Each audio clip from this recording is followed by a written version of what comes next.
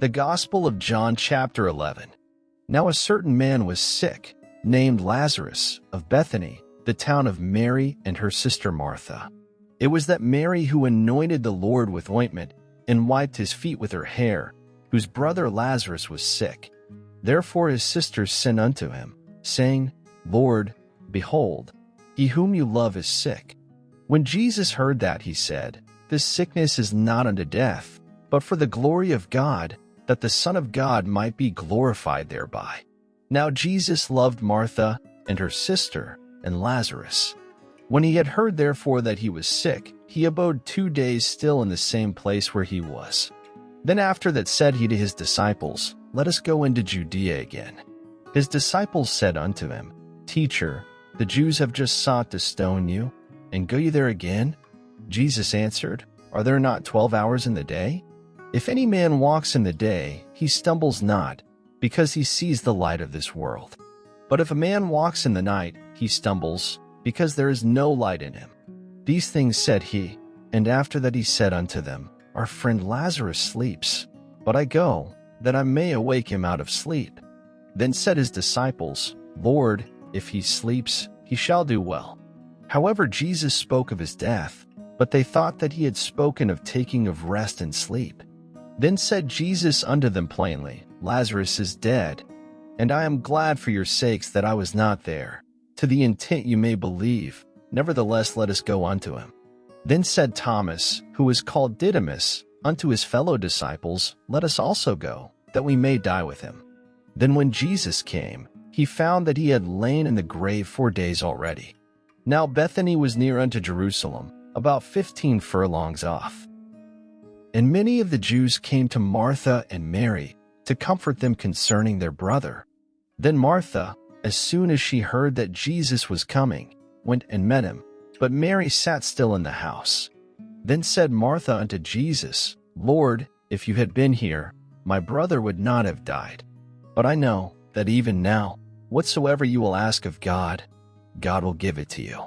Jesus said unto her, Your brother shall rise again. Martha said unto him, I know that he shall rise again in the resurrection at the last day. Jesus said unto her, I am the resurrection and the life. He that believes in me, though he were dead, yet shall he live. And whosoever lives and believes in me shall never die. Do you believe this? She said unto him, Yea, Lord, I believe that you are the Christ, the Son of God, who should come into the world. And when she had so said, she went her way, and called Mary her sister secretly, saying, The teacher is come, and calls for you. As soon as she heard that, she arose quickly, and came unto him. Now Jesus was not yet come into the town, but was in that place where Martha met him. The Jews then who were with her in the house, and comforted her, when they saw Mary, that she rose up hastily and went out, followed her, saying, She goes unto the grave to weep there.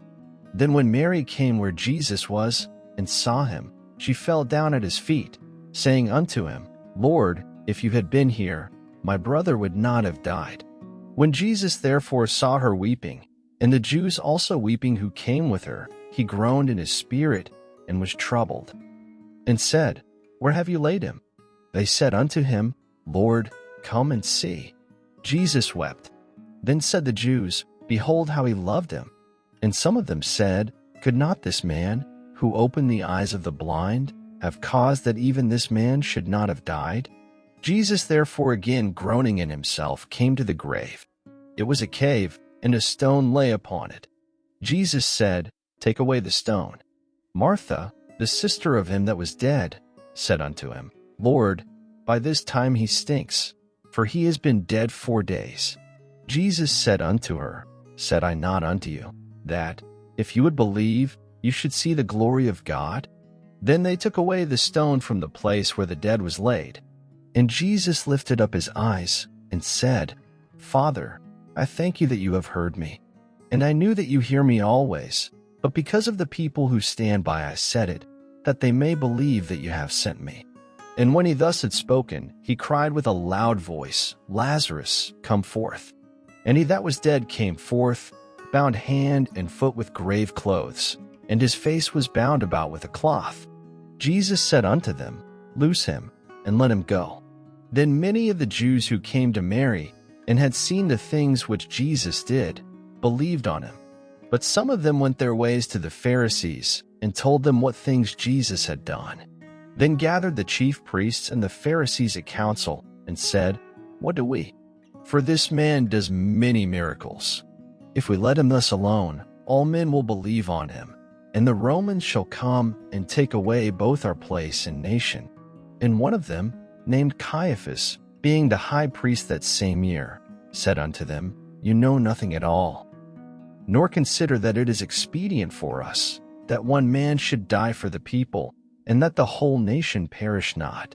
And this spoke he not of himself, but being high priest that year, he prophesied that Jesus should die for that nation. And not for that nation only, but that also he should gather together in one the children of God that were scattered abroad.